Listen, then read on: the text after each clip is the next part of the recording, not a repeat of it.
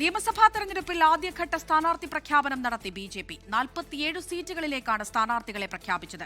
Party സംസ്ഥാന അധ്യക്ഷൻ രാജീവ് ചന്ദ്രശേഖർ നേമത്ത് മത്സരിക്കും. കാഞ്ഞിരപ്പള്ളിയിൽ കേന്ദ്രമന്ത്രി ജോർജ് കുര്യനാണ് സ്ഥാനാർത്ഥി.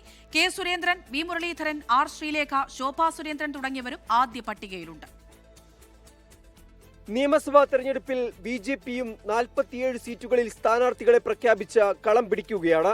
ബി.ജെ.പിയുടെ സംസ്ഥാനത്തെ മുതിർന്ന നേതാക്കൾ ഉൾപ്പെടെയുള്ളവരാണ് ആദ്യ പട്ടികയിൽ. കാഞ്ഞിരപ്പള്ളിയിലെ കേന്ദ്രമന്ത്രി ജോർജ് കുര്യന്റെ സ്ഥാനാർത്ഥിത്വം അപ്രതീക്ഷിതമായിരുന്നു.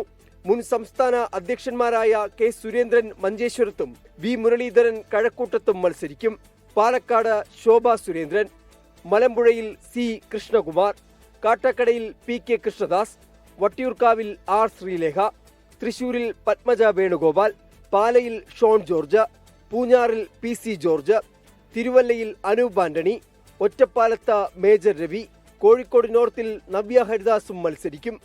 കോൺഗ്രസ് വിട്ടുവന്ന സി രഘുനാഥ് കണ്ണൂരും ആർ രശ്മി കൊട്ടാരക്കരയിലും മത്സരിക്കും.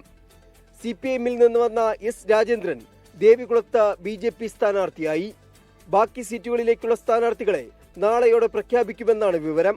പ്രഖ്യാപനത്തിന് പിന്നാലെ സ്ഥാനാർത്ഥികൾ പ്രചാരണ രംഗത്തും സജീവമായി. 24 ഡൽഹി. ലോകത്തെവിടെയായാലും ഏത് സമയത്തും 24 വാർത്തകളും ഓഗ്മെന്റഡ് റിയാലിറ്റി പാക്കേജുകളും എക്സ്പ്ലെയിനറുകളും വിശദമായി കാണാൻ ഞങ്ങളുടെ യൂട്യൂബ് ചാനൽ നിങ്ങൾക്ക് സബ്സ്ക്രൈബ് ചെയ്യാം.